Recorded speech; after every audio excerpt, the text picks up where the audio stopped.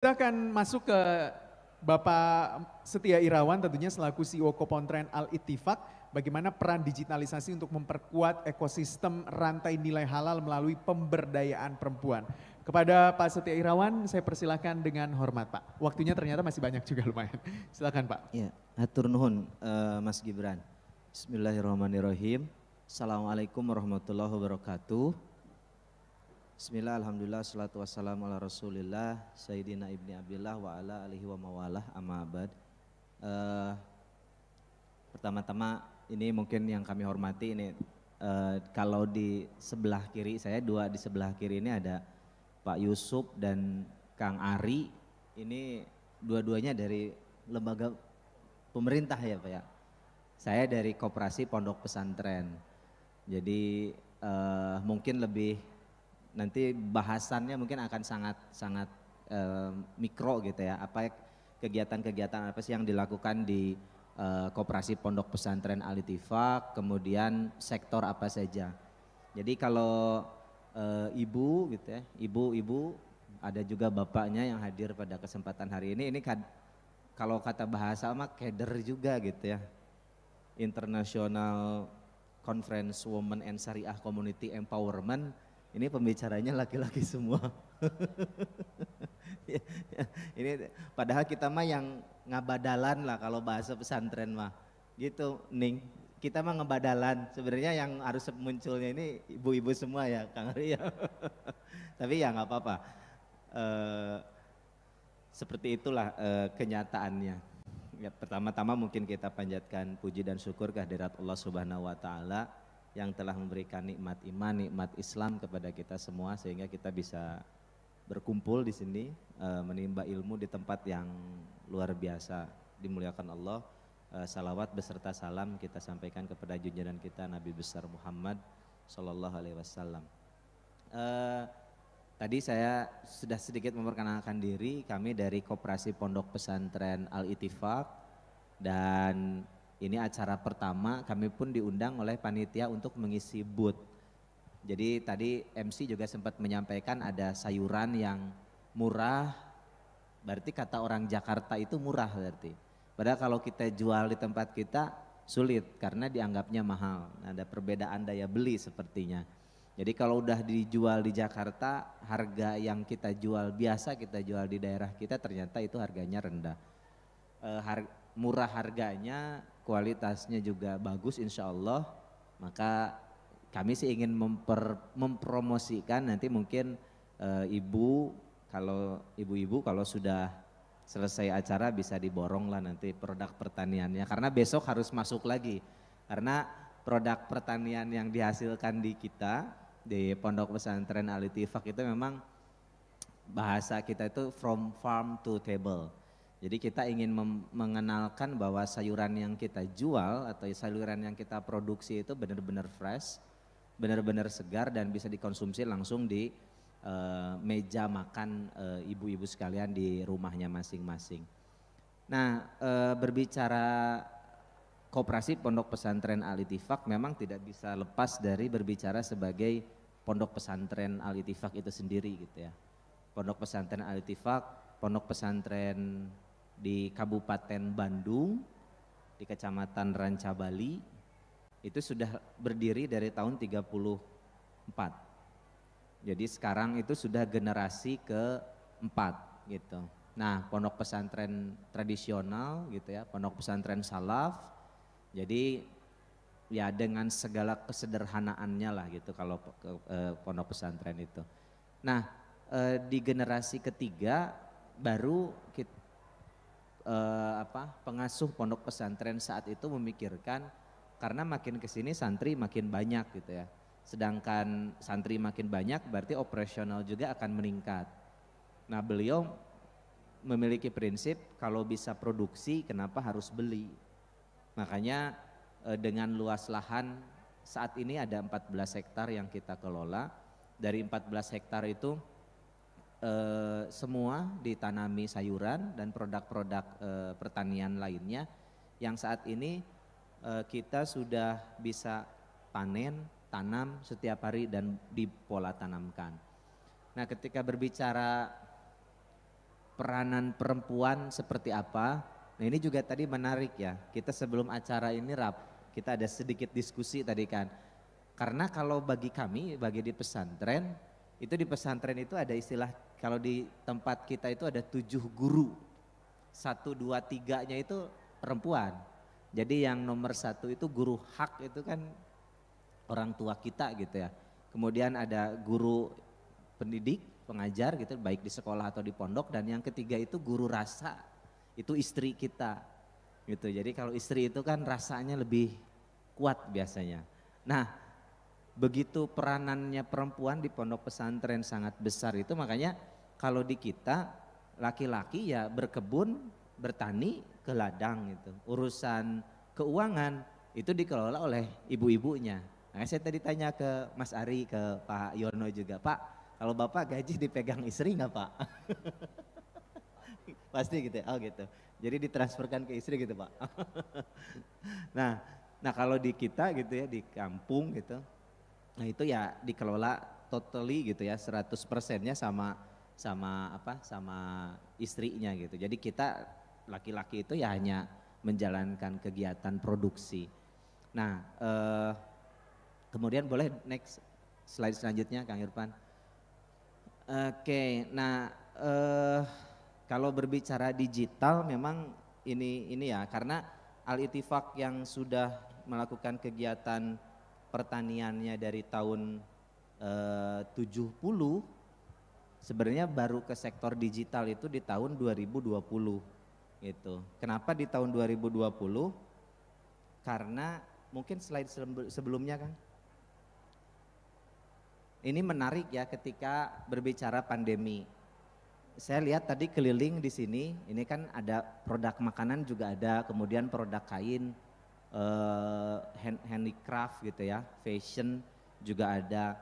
Nah ketika pandemi kalau kita masih ingat di 2020 itu mungkin satu-satunya sektor usaha yang tidak terlalu terkena dampak dari pandemi adalah sektor pangan.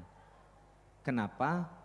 Karena pada saat itu kita masih ingat, saat itu ketika bulan Maret 2020 kali pertama terjadi pandemi, itu kan pengumuman saya nggak tahu jam 10 atau jam 12 gitu ya. Pertama kali ditemukan kasus COVID-19 katanya di Depok apa di Bekasi saya lupa. Sore harinya kemudian tersebar WhatsApp grup bahwa empon-empon itu adalah salah satu produk untuk bisa menangkal COVID gitu ya. Nah empon-empon ini kan produk pertanian, ada jahe, ada serai gitu ya, ada kunyit dan lain rimpang-rimpangan yang lainnya lah. Nah pada saat itu ketika awal pandemi itu permintaan akan produk-produk yang healthy itu sangat tinggi sekali gitu. Jadi ya bisa dikatakan mungkin blessing in the sky ya. Jadi satu sisi ada pandemi tapi sisi yang lain ini bisa berkembang sangat luar biasa. Ada juga kekhawatiran saat itu ketika produk yang kita hasilkan kalau kita distribusikan ke modern market, ke pasar-pasar modern atau ke pasar tradisional, rumah makan, restoran dan lain sebagainya, hotel, itu hotel tutup, restoran banyak yang tutup, mall juga banyak yang tutup gitu. Terus gimana produk kita mau dijual kemana nih? Nah pada saat itu ya itu ya kalau istilahnya itu kan kalau biasanya kita itu belajar dulu baru ujian. Kalau di sekolah itu kan kita belajar, besoknya ujian, lusanya dapat nilai. Nah pandemi ini kan luar biasa. Kita dihantam pandemi, kemudian kita harus bagaimana kita belajar, bagaimana kita bisa lebih adaptif terhadap apa yang sedang kita hadapi. Nah saat itu kaget iya gitunya, tapi di hari pertama kedua pun kita malah dapat berkah tadi. Maka di situ kita berpikir keras tuh. Kalau rumah makan tutup, hotel tutup, restoran tutup, kita mau jual kemana?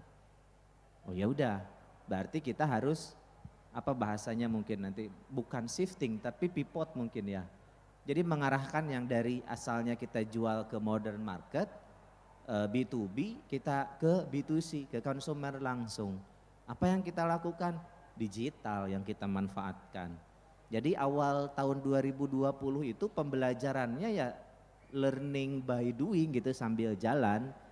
Jadi kita karena sering banyak kegiatan seminar, karena saking banyak kegiatan zooming dan lain sebagainya, itu kan awal-awal harus ngisi yang namanya absen di Google Form. Ada ide dari sekretaris kita, Teh Silvi di Koperasi Pondok Pesantren Al-Ittifaq.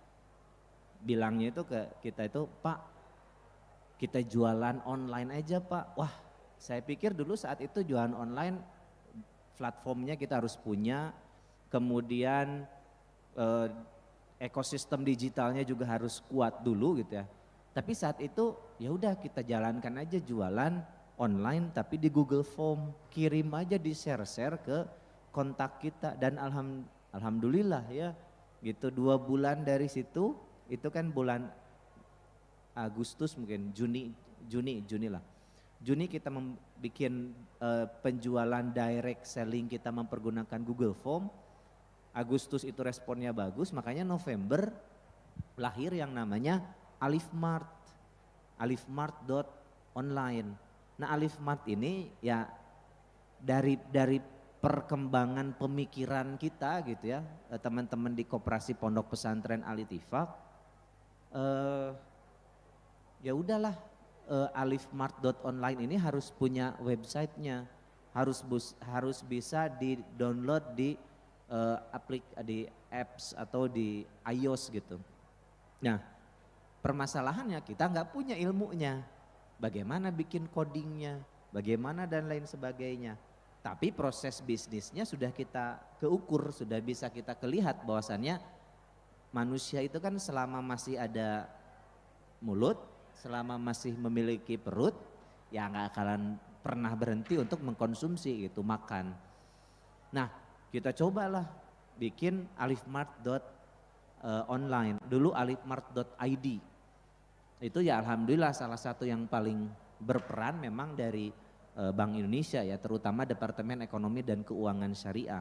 Yang saat itu melihat bahwa ekosistem bisnis yang ada di Al-Ittifaq ini tinggal diinjek aja dengan digital, nanti udah selesai semuanya gitu ya. Dan ya alhamdulillah sampai saat ini 2020 alifmart.online ini sekarang bukan hanya bisnis yang dimiliki oleh Koperasi Pondok Pesantren Al-Ittifaq saja, tapi ini menjadi di platform digitalnya bagi saat ini tuh ada sekitar 76 pondok pesantren di Indonesia.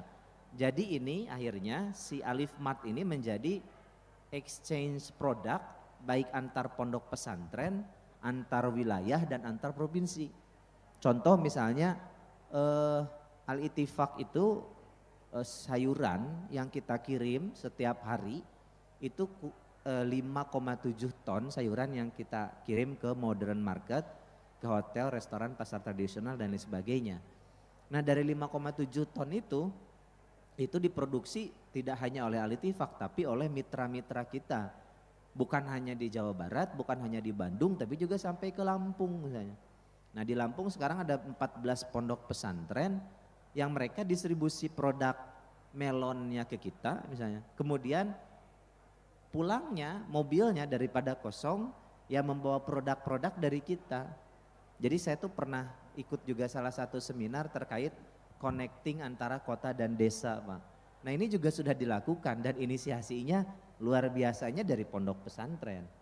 Jadi apa yang dibutuhkan di Lampung misalnya itu disuplai sama kita. Jadi bolak-baliknya itu si kendaraan operasional itu nggak kosong.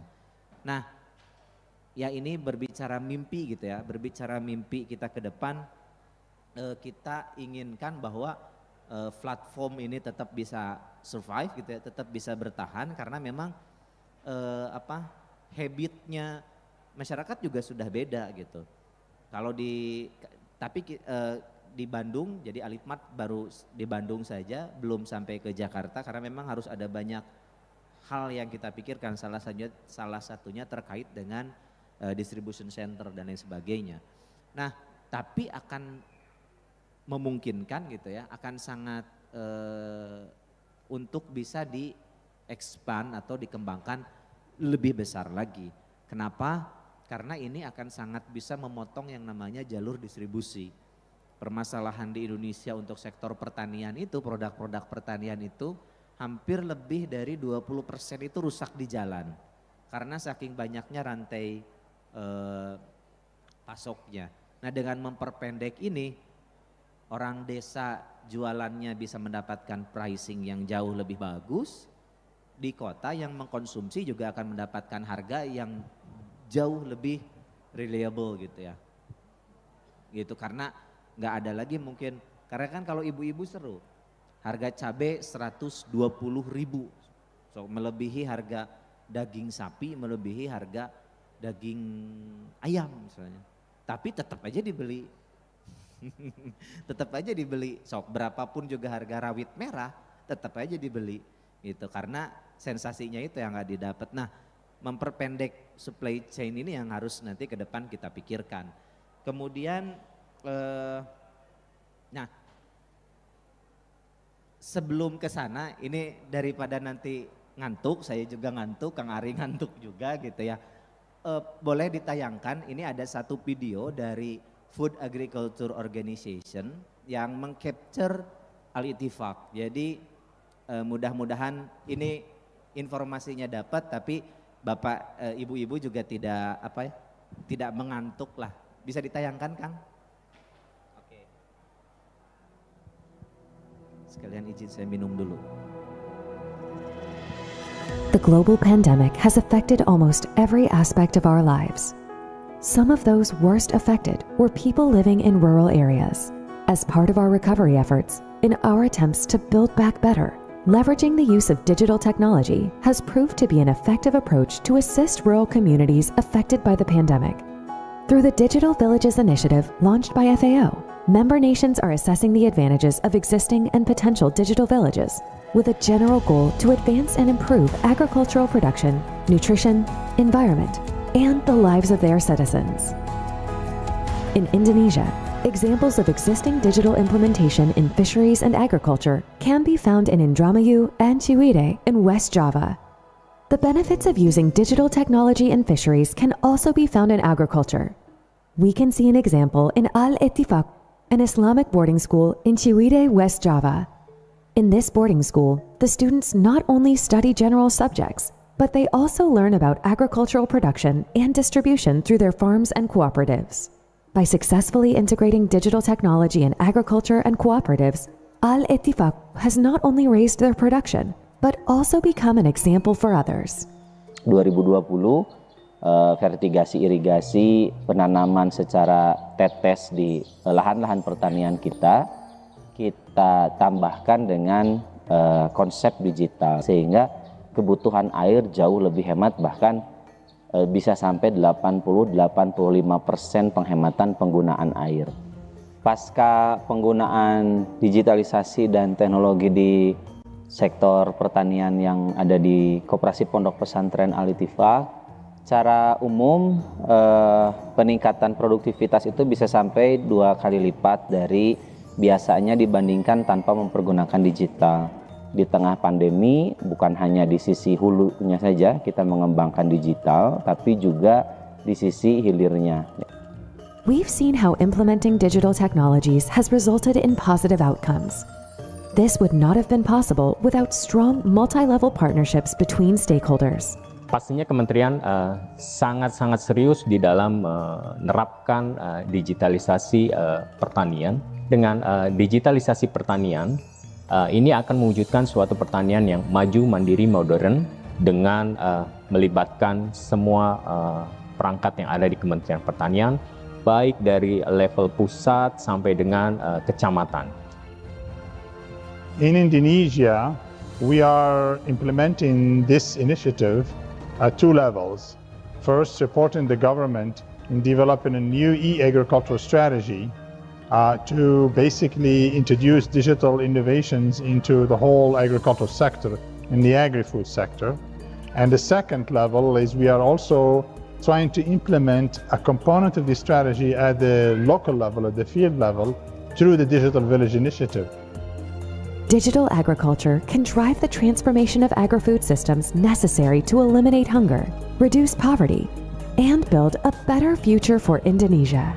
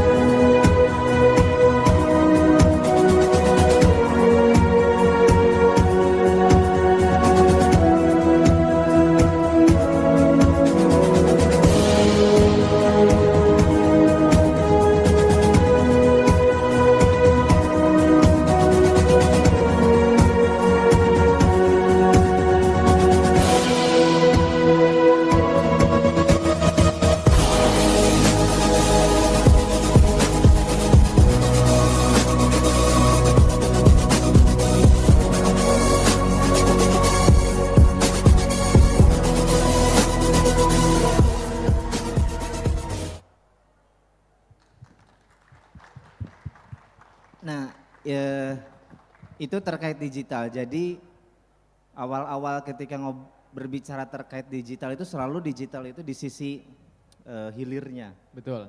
Digital marketing, digital apa segala macam. Tapi kita lupa bahwa di hulunya juga harus digital. Supaya apa? Supaya menghasilkan produk yang sangat presisi. Dan di video terakhir itu Bapak, ibu-ibu sekalian gitu ya, Bapak Ibu sekalian, peran anak-anak muda, milenial, yang perempuan itu sangat besar. Idenya dari mereka, pelakunya juga mereka, dan kita mah hanya sebagai pelaksana. Dan di Alitiva komisarisnya juga ya pasti ibu-ibu gitu ya, bukan bapak-bapak. Iya, Jadi itu mungkin dari saya, dari kami, dari Koperasi Pondok Pesantren Alitifak, tadi saya dikasih tanda juga sama teman-teman, katanya ibu-ibu kalau mau beli stroberi atau produk-produk sayuran nanti bisa dipesankan juga ke boothnya Alitifak, besok kita masih ada di sini. Dan malam ini nanti akan dikirim dari Ciwidey langsung. Atur nuhun, terima kasih banyak atas perhatiannya. Saya tutup dengan Wassalamualaikum warahmatullahi wabarakatuh. Waalaikumsalam warahmatullahi wabarakatuh. Beri tepuk tangan yang paling meriah tentunya. Saya sedikit tercengang ya Pak dengan digitalisasi yang ternyata sangat pesat ya. Jadi memang kalau di ekonomi kan dikatakan dari krisis ada opportunity yang akan tercipta tentunya. Ada peluang yang akan tercipta. Itu yang diambil oleh tentunya Koperasi Al-Ittifaq dengan mengambil opportunity itu transformasi ke sistem digital. Jadi kalau kita lihat memang konsumsi domestik itu masih menopang 51% terhadap PDB kita di kuartal kedua. Dan ya sektor pertanian masih tumbuh, pertanian, perikanan dan kawan-kawannya ini agriculture lah ya bisa saya katakan tumbuh 13% di kuartal kedua, ini laporan dari BPS. Jadi ya selama kita masih berbelanja, selama kita butuh makan, maka sektor pertanian dan agriculture itu masih akan terus tumbuh.